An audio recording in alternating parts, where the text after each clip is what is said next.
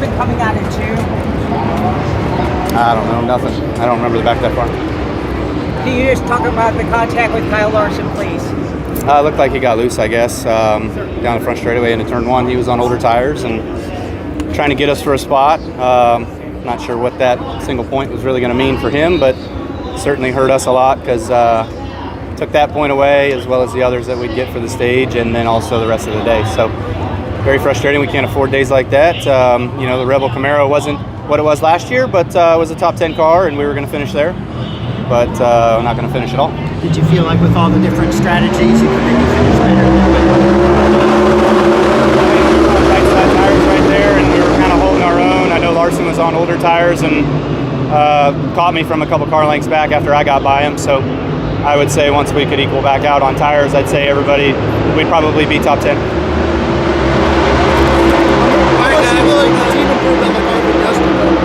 How much do you think the team improved on the car from yesterday? We went from tight to loose, no speed change. All right, guys, we're done. Sonoma after this, and that'll the road courses. It'll be good. That one will be a change for everyone to kind of get used to again, and so it just keeps knocking out good finishes here. Is this just a strategy race? I mean, look pretty hard to pass, somewhat. but maybe. Yeah, it was hard to pass for sure. We saw, when you pitted, there wasn't a ton of fire off speed versus where he ended. So I think it looked like about a half a second max of fall off over 70 laps or something like that. It seemed like, I think I ran 33.80s when I fired off, and then into the race at 34.30. So yeah, just not enough fall off to really, have a lot of passing today. So strategy was going to be a big deal, and then obviously attrition. Denny, this is your 5th top 5 in the last 5 races. Regardless of how it came today at a race where it was hard to pass, what does it mean to build so much momentum over this summer stretch? It's good. I want to win every week, so it's tough feeling not great about a second place finish, but it's just a testament to how strong our team is when we expect to be more than that. Came in 8th, came out 28th, so that was difficult, but we overcame it throughout the rest of the race. We continue to work on it and get better, and we were able to get something out of it, considering at one point we were pretty much at the tail end of the lap. Tyler, this hasn't really been a track, I know we've only run here twice, hasn't been a track that's treated you that great. How good does it feel to still come to a relatively new track and finally just, not have everything go your way? Because, you'd probably be in victory lane if that happened, but just have a nice, solid day and come out of here happy for once. Yeah, it was nice to have a good finish. We've been able to come here and have fast race cars, but it's fallen apart late. So it was nice that we were able to recover from our issues early in the race and get the finish we did. Yeah, I feel like, to start with, it was a great day for everyone at Ford. To have 2 of our cars up front, and the 22 obviously ran well as well. It was a great day. For the 2 cars specifically, it was going to be a good day. But then all of a sudden, within a lap, it turned into a great day for us.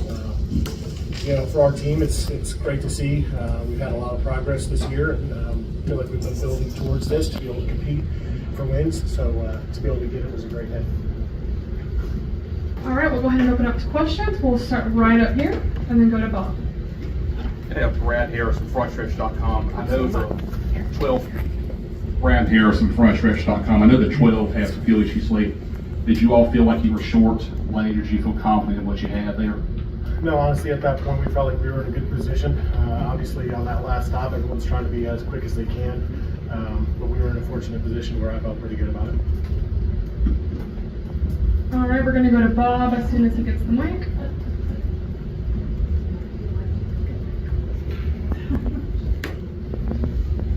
Bob Parker, Fox Sports, for both of you.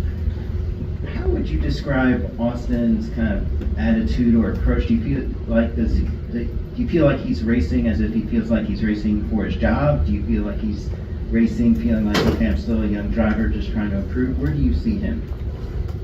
I think, Bob, I wouldn't use that form of description. He's a fellow who's been frustrated, but he's come along, and particularly the last 5 or 6 races, we've seen a great deal of progress. He's never lost his desire, his intensity, I use the word desire to win. And if we give him a good car like we did today, like Brian and the team did, and as Brian said, we had 3 good dark horse Mustangs today, he demonstrated. One other thing, I thought that toward the end of the race, when the 12 and the 20 were putting on such a great show for the spectators here today, it was worth the price of admission, I think. As a fan, I enjoyed that.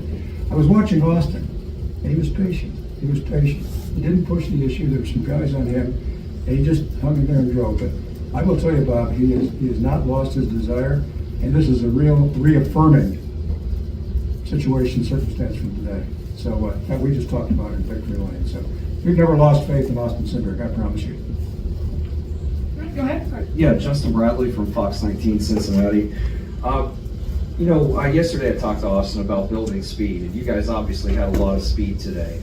And you put yourself in the right position. A lot of times you got to have a complete race, and you guys really were there in position, and you did have a complete race. So how does that build momentum for you guys going forward? Yeah, I feel like that's been a focus of ours. We feel like we've had a lot of really good Saturdays. Practices have been strong, qualifying has been strong for us at times. And so for us to be able to have a complete weekend, start the race with good speed, make sure we executed it and we can stay up front, run in the top 5 for a majority of the day, I think it says a lot about the progress of our team, where we're at, being able to take the speed that we find on Saturdays, kind of in perfect situations where you're practicing by yourself, clean air, qualifying where it's just single lap, and then take all that speed and translate that into a really strong Sunday to where Austin's happy with the car. We made minimal changes throughout the day to keep up with the track, and I just think it speaks to where the team's at. I think if I just comment on that too as well, the strategy that Brian and Paul and Jonathan utilized, that when some people went to 2 tires early on, and they maintained their game plan. They stuck with their game plan. And who knows when you're back running 23rd, 24th, and something happens, a caution, and all of a sudden you're in trouble. But these guys stuck with it, and it paid off at the end for basically for all 3 of them. We're going to go right up here. Hey, I'm Benjamin Hoffman from the St. Louis newspaper, the Post-Dispatch. From more of a storytelling standpoint, can you talk about how special this is for Austin and his family, some of the family members you might know a little bit? Well, I know his father very well. You might imagine, and I was with his father the last 2 days at our race in Detroit, and I just talked to his dad. I called him. I know how important it is to him. I mean, there may be an extra measure of pressure on Austin, frankly, because father we've given him the responsibility for our race team operations. But I can tell you, Austin's a driver, and his dad's is a manager, and the 2 don't meet at all. Believe me. In fact, he probably holds Austin to a little bit higher standard than everybody else. So again, this is a great day for Austin and for his family. As I said, his dad was overjoyed that I just talked to him. This question for Brian, John Thornton, Herald Publications. How you win, so that puts you in the playoffs now. How does that changes your strategy for next week? I mean, it makes it a lot easier, doesn't it, to take that pressure off of you, because you guys are in now.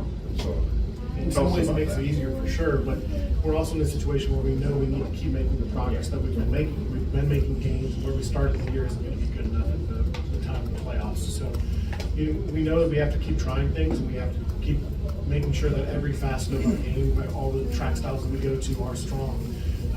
And so I think that gives you a little bit of flexibility to maybe try something if you need to. But I don't know that we're going to get too far off the path that we've been taking with them showing progress for us. All right, we're going to go right up here in the white shirt.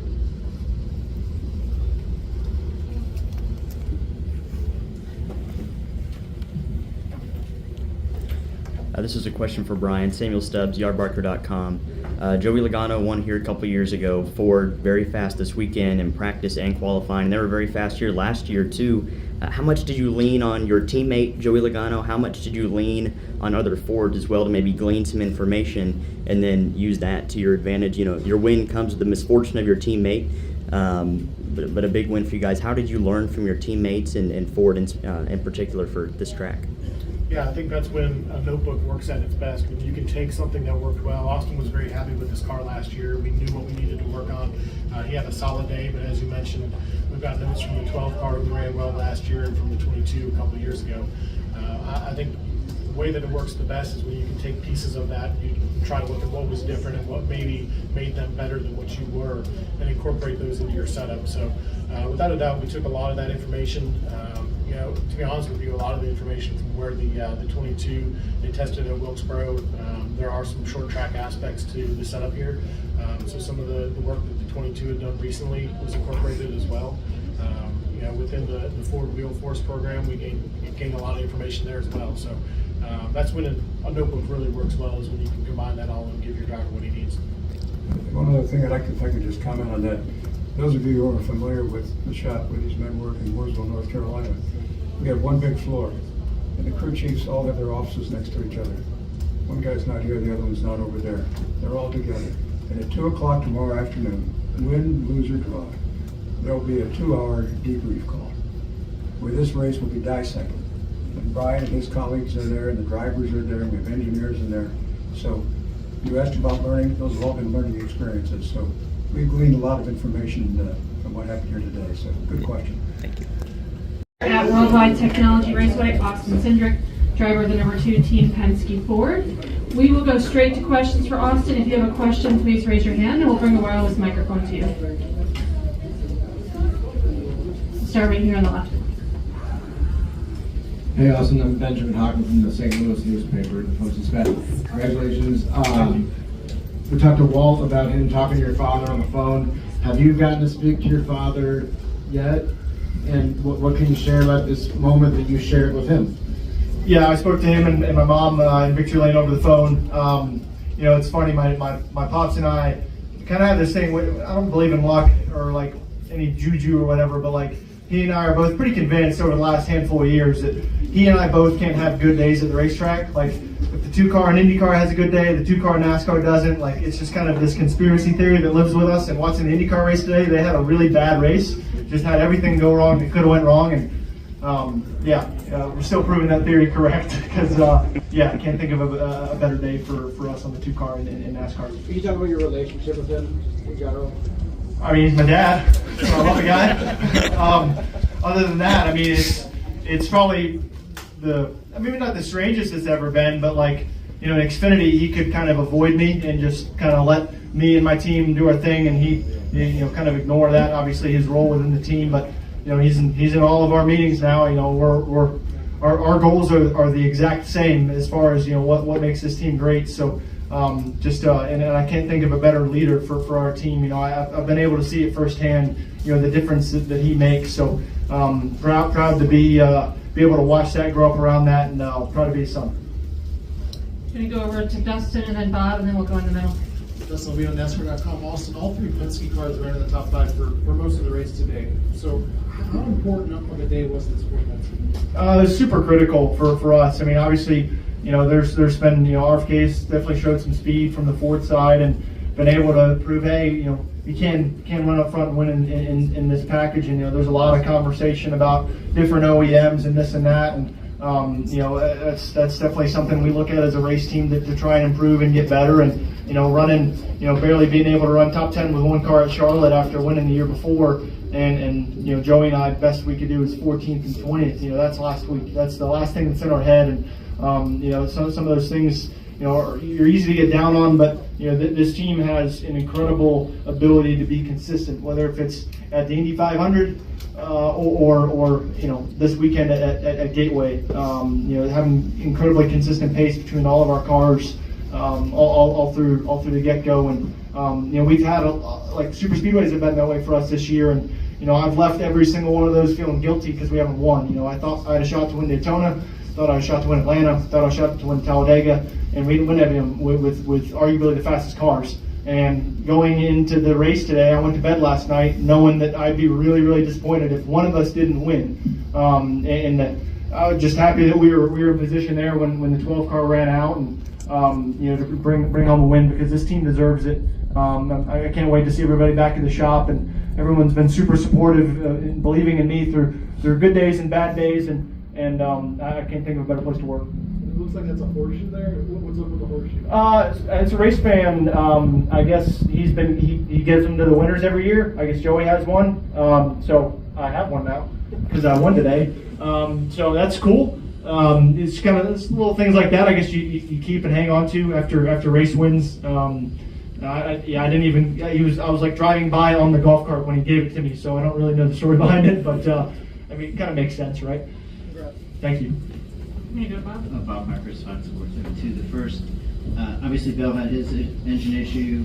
Laney has his fuel issue. Did you have any issues, or were there any hearing sounds or anything where you're like, oh, I'm gonna break too?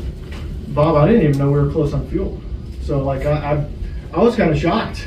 Like, if I'm being honest, I mean, maybe you guys didn't know we were close on fuel either, but either way, crazy to think that probably the two best cars at the end of that race both had an issue, and the third place car wins a race. That's the way I see it. I mean, it's not like I went out there and took the lead away, but we were in position, and it's one of our best executed races so far this year with probably our best speed we've shown this year. So proud to be able to do that, and there's definitely still a bit of that shock factor left over for me. I think Blakey didn't know he was short on fuel either. So. Yeah, no, I'm honestly heartbroken for those guys, and I know it might sound like cliche to say that, but I really do feel that way. Like, those guys are championship contenders, and a win, 5 playoff points goes a really long way for those guys, and we've got an important summer coming up for our group to be able to put ourselves on that level every week. And I'm wondering what's motivating you right now. Is it like, I'm in third year Cup, I gotta win because it's now time, or? I mean, heck, you see the 4 SHR drivers who are now all looking for work. Did you feel anything like, man, I gotta win, or else somebody else is gonna take my rise? Well, I think there's two avenues I could take on that. I'll take you down both of them. One of which is I'm a very internally motivated person. I don't this isn't fun if I'm not winning. So I can, as you can imagine, it's not been very fun for a little while, and that's the standard I hold. And I don't want to find myself in a position to be okay with 10th and be okay like, hey, I finished in the top 10, that's an awesome day. No, that's 10th. Like, that's good. That's a step forward, but it's not where I want to be. It's not the level in which I prepare. It's not the level in which my team expects to perform. That to dovetail on the next avenue, that's not good enough to race and drive at Team Penske. And I know that. Like, no one has to tell me that. There's no meeting that has to be set in place, and I take that very personally. The opportunity that I have, to be able to go win at the highest level, and it's the intensity that I carry every day when I wake up and go to the race shop. I cut out every other distraction in my life, good, bad, or indifferent. If that makes me a horribly rounded person, which it does in a lot of ways, all I care about is what I do in between the walls of a racetrack. Can you go right up here in the front? Austin, Brad here from FreshStretch.com. You talked about super speedways earlier. You got a win at Daytona. How much of a validation do you feel like it's the win on the track that's totally different from a restricted plate? Well, they're going to tell me it's because it's like a road course. You know that, right? Of course. So I went through the same thing in Xfinity, right? You went on a road course, and you got to win on an oval, and then you got to win on a short track, and then at some point they just got to accept the fact that you're going to be good every week. So I'm not saying that that's where I'm at. I've just lived this before, but either way, I'm at the point where I don't really care what type of racetrack it is. I feel like our speedway programs are awesome, and opportunities for us to win every time. And this racetrack has been that way for us the last 3 years. So going into it, knowing it could be an opportunity race for us, and just proud to be there in the moment and execute like a top level team should. We're going to go to Cole and then work our way up in the middle. Cole Cusimano, Kicking the Tires. Got 2 for you. First, just real quick, I'm curious if you got the chance to speak with Ryan, and if so, what those conversations were like following the race. Yeah, Ryan came by and saw me in victory lane and congratulated me and my team, and it just shows the professional that he is. I mean, he was happy for us probably as much as he could be. I'd be heartbroken if I'm sure he is, and I feel really bad for him. So I'm just proud to have teammates like that really care about the effort that we put forth, and we race side by side a lot of the day, and it's a good day for me when I'm able to keep up with that 12 car. He does an awesome job every week. And then when you have these strategy heavy races, is that something that you kind of think about in the car as being really stressful on yourself, or you just kind of task at hand, drive the car, and keep your own pace? Oh, I leave that all up to Brian, and I'll be honest, I don't know, I feel like there's been some times this year, and I'm sure it's gone completely unnoticed, but I'll bring it up.